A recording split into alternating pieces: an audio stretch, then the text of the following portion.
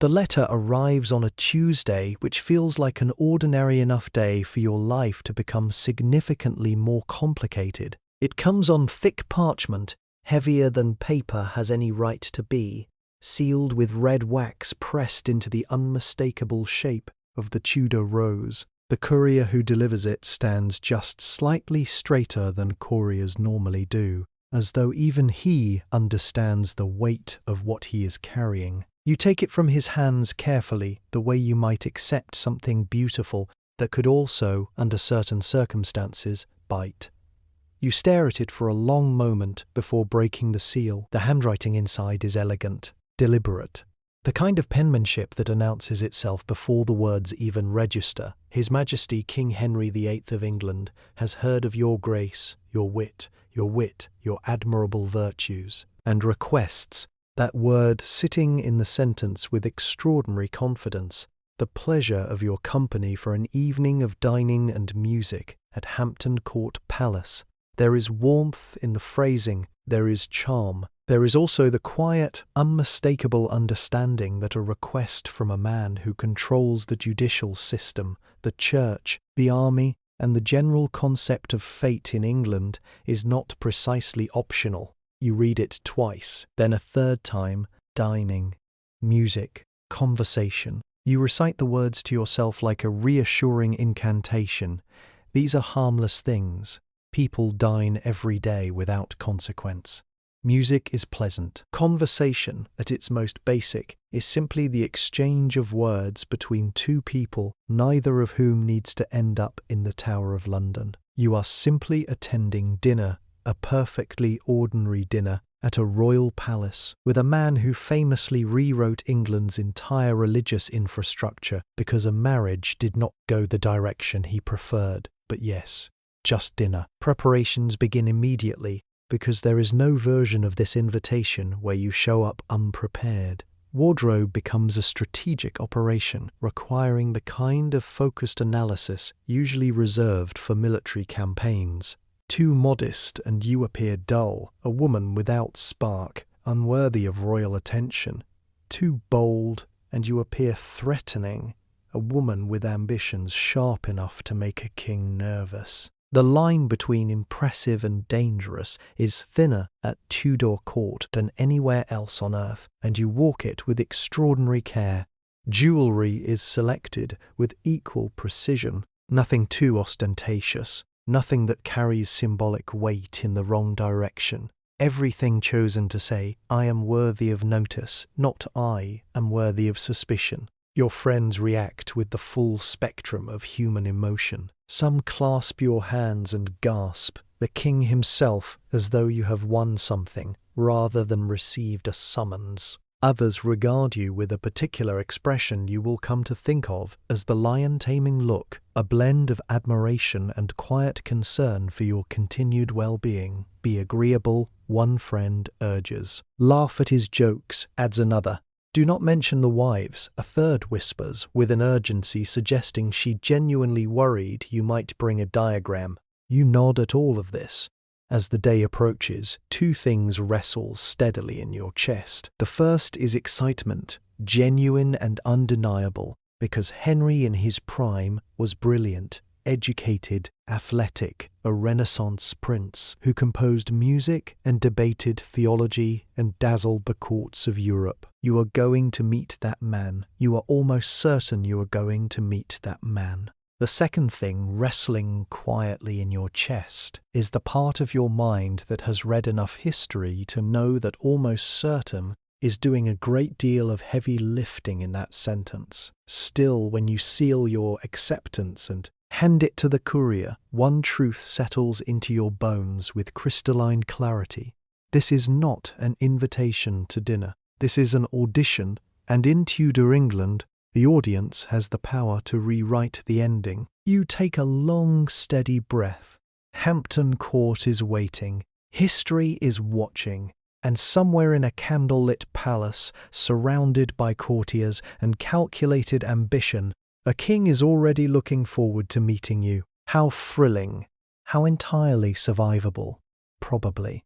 Hampton Court does not greet you, it assesses you. The moment your carriage rolls beneath the great gatehouse and into the cobbled courtyard, you understand that this building was not designed for comfort. It was designed for effect. Red brick towers rise on either side, like sentinels that have been standing long enough to develop opinions. Ornate chimneys crowd the skyline in clusters, decorative and excessive, the architectural equivalent of a man who wears every ring he owns simultaneously. Banners bearing the Tudor rose snap in the wind with a crispness that feels almost intentional, as though the palace itself is reminding you, gently but firmly, whose house this is. You step down from the carriage with the careful grace of someone who has rehearsed this exact moment approximately 40 times since breakfast. The courtyard is alive with people who are pretending not to watch you while absolutely watching you. Courtiers in elaborate doublets stand in loose clusters near the walls, their conversations continuing with suspicious smoothness for groups of people whose eyes keep drifting in your direction. Ladies in gowns of silk and velvet tilt their chins just slightly, measuring the cut of your dress, the steadiness of your step, the precise angle of your composure. Men assess you the way seasoned merchants assess a new commodity, quickly, thoroughly, without expression.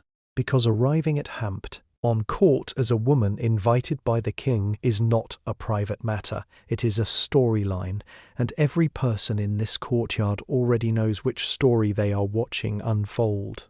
You keep your chin level, you keep your pace unhurried, you do not trip. Inside, the palace swallows you whole. The entrance corridors are longer than they need to be, wider than strictly necessary, designed with the specific intention of making the person walking through them feel the appropriate scale of their own smallness. Tapestries hang from floor to ceiling on either wall, vast woven scenes of biblical triumph and heroic conquest, all of them subtly reinforcing the same quiet message. Greatness has lived here, greatness lives here still, and you are a guest in its presence. The ceilings arch overhead at heights that make ordinary human concerns feel briefly irrelevant. The floors gleam with a polish so deep that candlelight pools in them like liquid amber, and your reflection moves beneath your feet like a shadow that has been given ambitions. Servants glide past without sound. Nobles murmur at careful volumes. Every doorway you pass through is fractionally taller than it needs to be, a detail so consistent it cannot be accidental. This palace was built to remind everyone who enters it that they are slightly smaller than the man who owns it. A lady in waiting falls into step beside you with the practiced ease of someone who has escorted nervous women through these corridors before and found it professionally rewarding. She does not acknowledge your nerves directly, which is its own form of kindness. Instead, she offers information in the gentle, efficient tone of someone briefing a diplomat before a summit. His Majesty enjoys confidence, she says quietly, but not arrogance. You absorb this. He admires wit, adds a second lady, appearing at your other side with the timing of a well-rehearsed the tea. Trickle entrance. You nod. And loyalty. The first finishes with an emphasis that lands less like advice and more like a weather warning delivered in exceptionally polite language. Ah, there it is. The subtext of the entire evening, delivered in a corridor between a biblical tapestry and a portrait of someone whose expression suggests they once made a mistake in this very hallway and never recovered socially. You enter the great hall, and the scale of it stops you for half a heartbeat. Long banquet tables stretch the length of the room, dressed in white linen and set with silver that catches the light of hundreds of candles arranged in formations, too precise to be anything but deliberate. The musicians are already in position at the far edge of the room, instruments resting, waiting. The smell of roasted meat and warmed spices drifts from somewhere deeper in the palace, rich and heavy and theatrical. This is not a room designed for eating. This is a room designed for witnessing. You take your designated position and breathe slowly. The court hums around you with the particular energy of people waiting for something important to begin. Somewhere beyond the tall doors at the far end of the hall, a king is preparing his entrance. You are not walking into a date tonight. You are walking into history, and history in this palace has a very long memory and an even longer guest list. You feel him before you see him. It begins as a ripple, a subtle, almost atmospheric shift that moves through the great hall the way a change in weather moves across open water. Not announced, simply felt. Conversations that were flowing a moment ago, slow and thin. Laughter softens mid-note. The musicians adjust their posture without being asked. And then, one by one, every spine in the room straightens by pure instinct, the way tall grass straightens before a wind that has not yet arrived. The doors at the far end of the hall open. Henry VIII enters and the room rearranges itself around him. He does not hurry. He has never needed to hurry. Hurrying implies uncertainty about your reception, and Henry has not been uncertain about his reception since approximately the age of 17. He moves with the measured, deliberate pace of a man who understands that every step he takes is being watched, recorded in memory, and discussed afterward in whispered detail. His shoulders are broad, his frame imposing, layers of deep velvet in crimson, and gold catching the candlelight and throwing it back at the room with interest. Fur trim at his collar and sleeves. Jewels at his neck that catch and release light with every breath. Rings on fingers that have signed documents changing the course of nations. He looks less like a man attending dinner and more like a living proclamation. His gaze moves across the room with the calm efficiency of someone conducting a swift inventory. And then it finds you. It settles, and he smiles. The smile is warm. It is confident. It is, you realize, with a small internal adjustment, extremely practiced. But it is also, and this is the dangerous part, genuinely compelling. You feel the full gravitational force of it, the complete understanding of why this keeps happening, why women across 2 decades accepted invitations exactly like the one you accepted, why the court watches with such fascinated attention whenever Henry turns his focus on someone new, because when Henry chooses to be magnetic, he is extraordinary at it. He crosses the hall towards you with boots striking the polished floor in a rhythm that is just slightly too deliberate to be casual. Up close, he is larger than imagination prepared you for, not merely in physical dimension, though certainly in physical dimension, but in presence. The kind of presence that does not demand attention so much as assume it, the way the sun assumes the sky. "My lady," he says. The voice is deep, controlled, warm at the edges. "I am most pleased you accepted." You curtsy, the curtsy you have rehearsed to a depth of precision that would impress a chirographer. Not too low, which would read as excessive. Not too brief, which would read as insufficient. Exactly correct, which in Tudor England is the only acceptable setting for most things. "It is my honour, Your Majesty." He studies you for a half-second, longer than comfort strictly allows.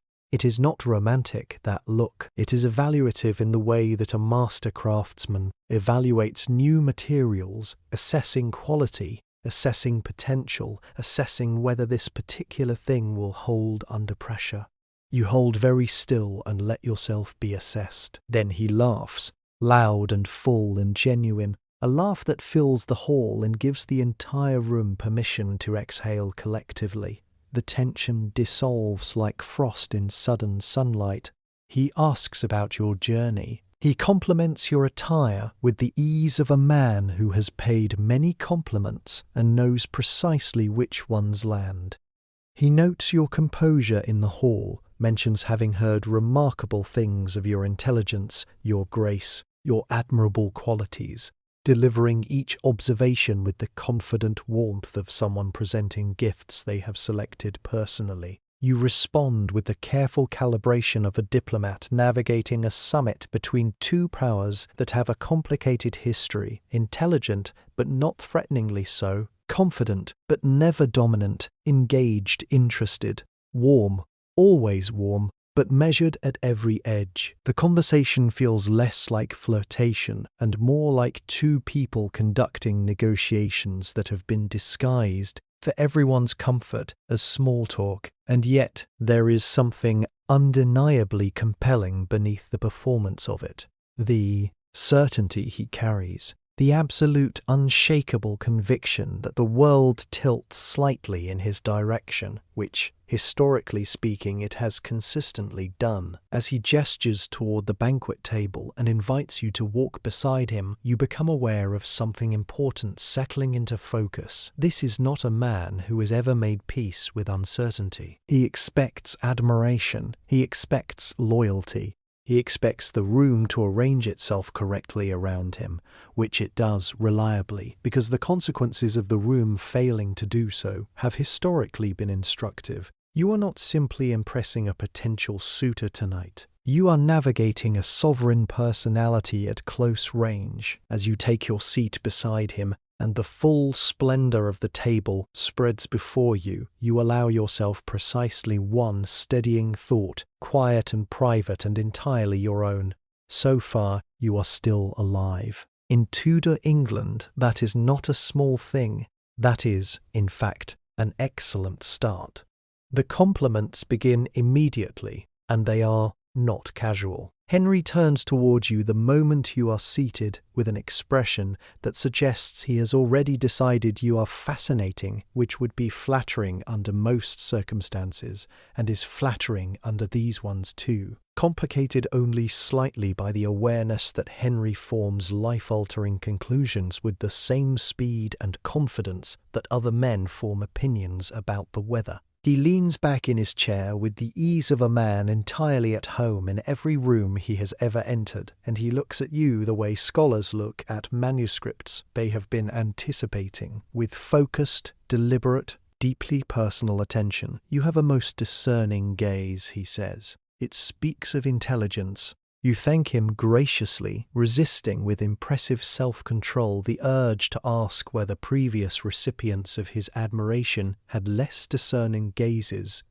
and if so, how that particular quality had served them in the longer term. He continues, your composure in the hall, your wit, your elegance, each observation delivered with the practiced ease of a man who has given compliments enough times to understand exactly which words produce which expressions on which faces. You begin to notice something beneath the warmth of it, something structural, the way you might notice the frame beneath a beautiful painting if you look just slightly past the surface. Henry does not flirt lightly. He does not scatter small, pleasant observations like breadcrumbs and wait to see what follows. He overwhelms. He elevates swiftly and completely, places you on a pedestal constructed entirely of his own admiration, and wraps the whole arrangement in velvet so soft you barely feel the weight of it settling around you.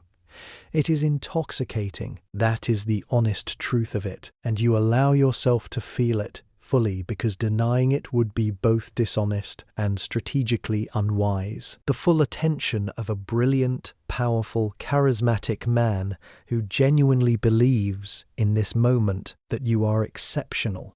That is not nothing. You can feel with sudden and uncomfortable clarity exactly how a young Anne Boleyn might have sat in a room not entirely unlike this one and felt the world tipping towards something extraordinary. How Catherine of Aragon once believed her position was as permanent as the stones of the palace around her. How charm, when it arrives wearing a crown, feels indistinguishable from destiny. But you are watching carefully, and watching carefully reveals the architecture.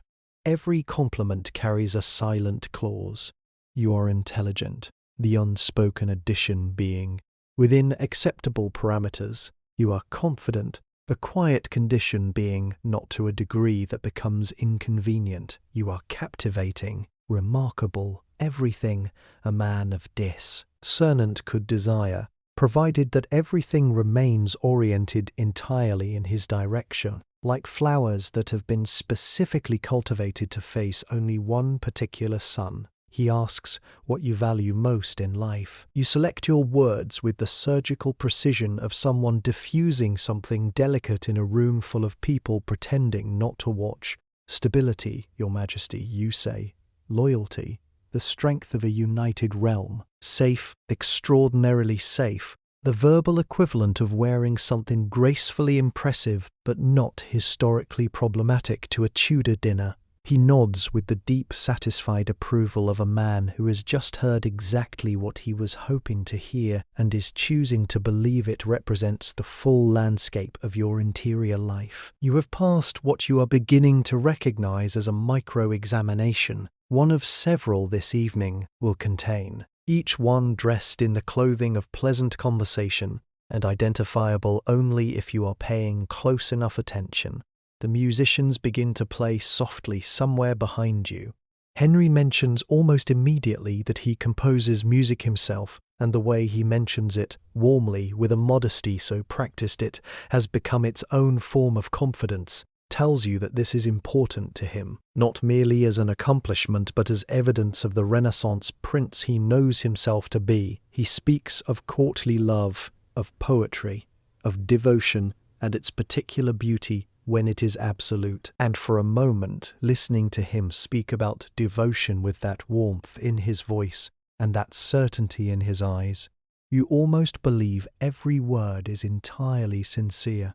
Perhaps it is. That is the genuinely unsettling part. Henry does not perform emotions. He does not feel. He feels them completely, decisively, publicly, and with the full force of a personality that has never learned the discipline of half measures. He falls with total conviction. He admires without reservation. He loves when he loves, as though love is a territory he intends to govern absolutely.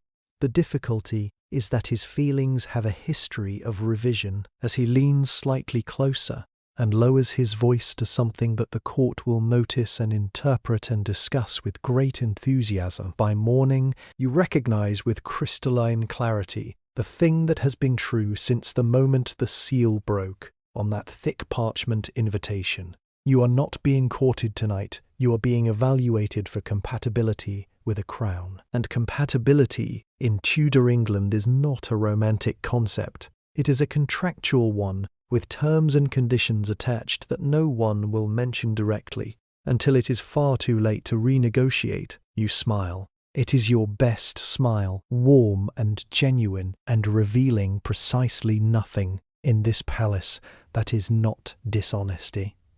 That is survival. And tonight, survival is an excellent foundation on which to build an entire evening. The food arrives like a military procession. Servants move in synchronized formation, platters held at identical heights, steps measured and deliberate, the whole operation conducted with a precision that suggests extensive rehearsal and meaningful consequences for deviation. Roasted venison arrives first, glistening under candlelight in a way that feels almost architectural. Spiced capon follows. Then swan, arranged on its silver platter with a theatrical flourish that makes absolutely clear this bird was not merely cooked, but composed, positioned with the specific intention of being looked at before it is eaten, because in Hampton Court even dinner has an aesthetic agenda. Towers of sugared fruit rise at intervals along the table like edible monuments. Subtleties sculpted from marchpane sit at the centre in the shapes of crowns and roses and heraldic symbols, sugar pressed into thou. Service of political messaging with an enthusiasm that borders on the evangelical. This is not a meal. This is a declaration. Henry does not communicate abundance quietly. He communicates it the way he communicates it, the way he communicates everything, completely, deliberately, and at a scale that makes restraint feel like a personal failing. You observe the food arriving the way you have been observing everything this evening. Carefully, Henry eats with authority, not greedily, not with unseemly enthusiasm, but with the confident ease of a man entirely at home in the presence of extraordinary excess, because extraordinary excess is simply the texture of his daily life. He reaches for his goblet without looking at it. He accepts each new course with the practiced appreciation of someone who has eaten magnificently every day for 30 years and still chooses to be visibly pleased by it, because visible pleasure from a king is itself a performance that the room requires. You mirror him with surgical precision, small portions, measured, unhurried bites. Your goblet lifted and replaced with a steadiness that betrays nothing of the constant low-level calculation running beneath your composed exterior, because the court is watching all of it. Not rudely, not obviously, but comprehensively, how you hold yourself at table, whether you eat with appetite or restraint, whether the wine produces any softening of your edges that might later be noted in whispered conversations, whether you laugh at the correct moments and fall silent at the correct ones, which in Tudor court are very specific moments that nobody will tell you in advance. The musicians play from the far edge of the hall, lutes and viols, weaving harmonies that are perfectly calibrated to inharmonies that are perfectly calibrated to inharmonies that are perfectly calibrated. The music exists to serve the room, not to be noticed, which is perhaps the most Tudor thing about the entire evening. Even beauty here is functional. Henry speaks to the nobles seated nearby with expansive gestures, drawing them in and releasing them from conversation with the easy authority of a man who has never once wondered whether people wanted to speak with him. His presence at the table is enormous in a way that has nothing to do with physical space. He fills the hall not with volume, but with gravitational certainty, and every person seated within his orbit adjusts their behavior accordingly, laughing when he laughs, sobering when he sobers, leaning in when he leans in, the entire long table operating as a single instrument that he plays without appearing to try. You watch a servant refill Henry's goblet and place it back fractionally too slowly. The error is tiny, invisible to anyone not paying close attention. But Henry's expression tightens for one brief, unambiguous moment, a cooling behind the eyes that has nothing theatrical about it, nothing performed, nothing of the Renaissance prince composing love songs by firelight. The servant feels it immediately. The table feels it a half-second later. Even the musicians seem to hesitate by half a breath before continuing. Then Henry lifts the goblet, takes a measured sip, sets it down. The warmth returns to his face like a door reopening.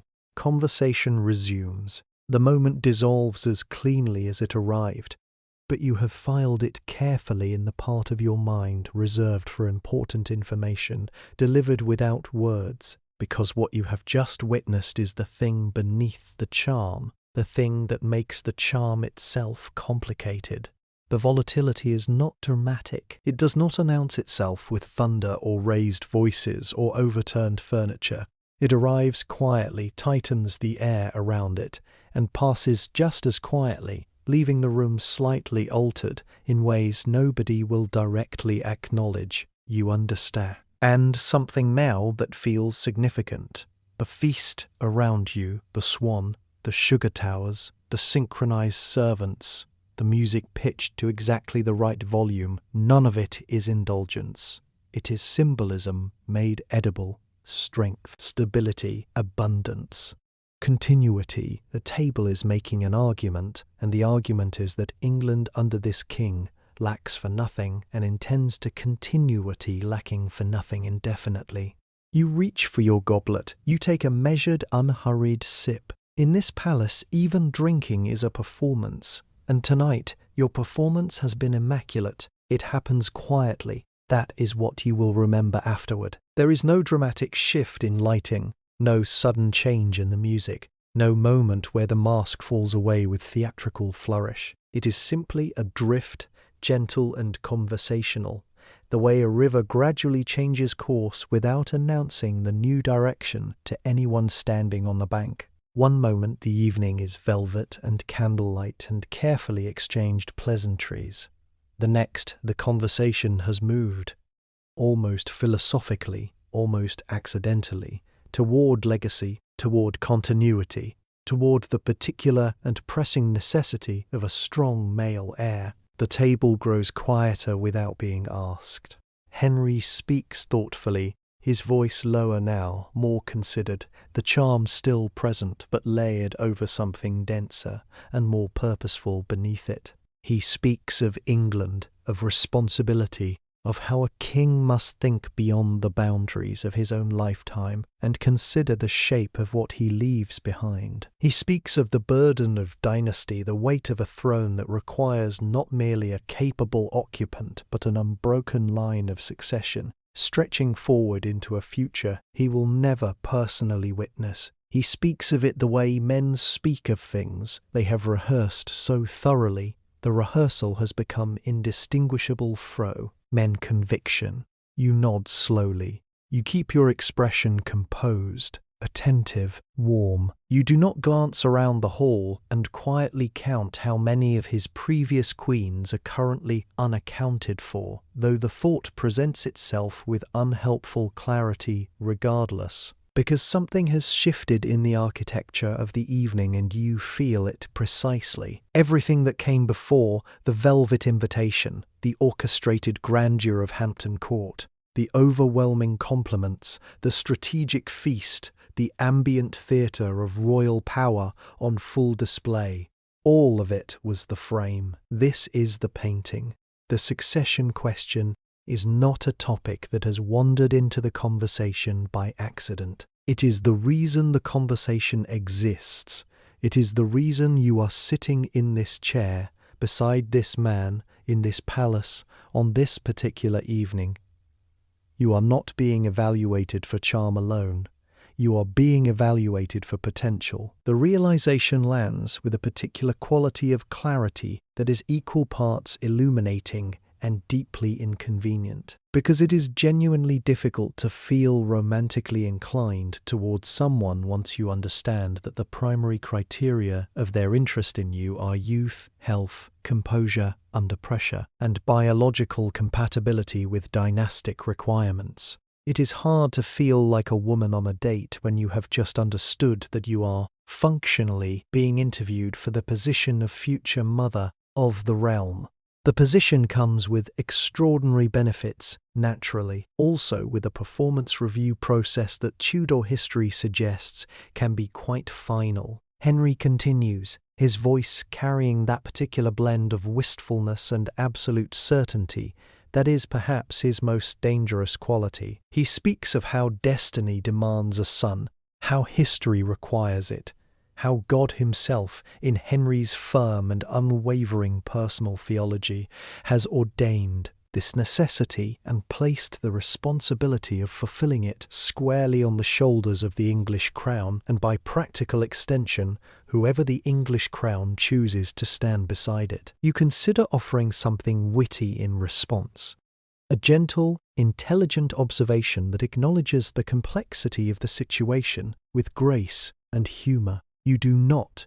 This is not the moment for wit. This is the moment for loyalty, expressed clearly, warmly, and without a single clause that could be later interpreted as reservation. You speak of England's strength, of the importance of stability, of your profound admiration for a king who carries his responsibilities with such evident and admirable seriousness. Safe, immaculately safe, the diplomatic equivalent of placing every valuable thing you own behind a very thick wall and standing in front of it with a pleasant expression. He nods. He is satisfied. The wistfulness in his eyes softens back toward warmth, and the conversation begins to widen again, spreading outward to include the nobles nearby, the music resuming its gentle presence in the background, the atmosphere of the hall recovering its earlier shine. But you have seen it now, the mechanism beneath the evening, the calculation dressed as romance, the recruitment disguised as courtship, the audition that was never really about whether you enjoy each other's company, but about whether you fit the precise dimensions of a role that has been occupied before by women who were also charming, also intelligent, also seated at this table believing they understood the terms. The musicians play on. The candles burn lower. Somewhere in the middle distance, a courtier laughs at exactly the right moment. And you sit with the quiet, crystalline understanding that this is not a love story unfolding beside you. It is succession planning, and you are currently the most important variable in the equation. How extraordinary romantic. The shift, when it comes, arrives without fanfare. A servant moves too slowly across the far end of the hall. A goblet is set down at a slightly incorrect angle. A whispered exchange between two minor courtiers carries a tone that travels the wrong distance in the wrong direction at precisely the wrong moment. None of it is significant. Any one of these things in any other room in England would pass entirely unnoticed, dissolving into the ordinary background texture of an evening without leaving a mark. But this is not any other room in England.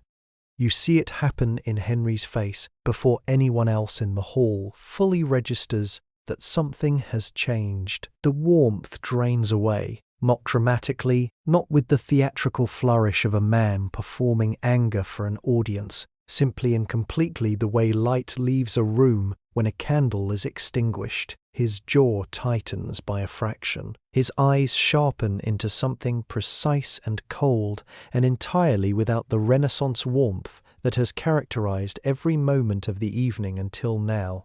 This is not the laughing joster of his youth. This is not the poetic admirer who spoke of courtly devotion over sugared fruit and soft music. This is the sovereign, the man who has signed documents ending lives with the same hand that composed love songs, the man who reshaped the entire religious architecture of a nation because the alternative was inconvenient to his personal requirements. The room understands before he speaks. Every spine stiffens. Every conversation stops mid-syllable. Even the musicians falter for one barely perceptible heartbeat, a tremor in the melody so brief that only someone listening with great attention would catch it before they recover and continue as though nothing has shifted, which is itself a performance of considerable skill. The servant realizes his error, though what precisely the error was remains unclear to you, and bows deeply. The bow of a man whose entire body is expressing an apology his voice has not yet been given permission to make. Henry says nothing.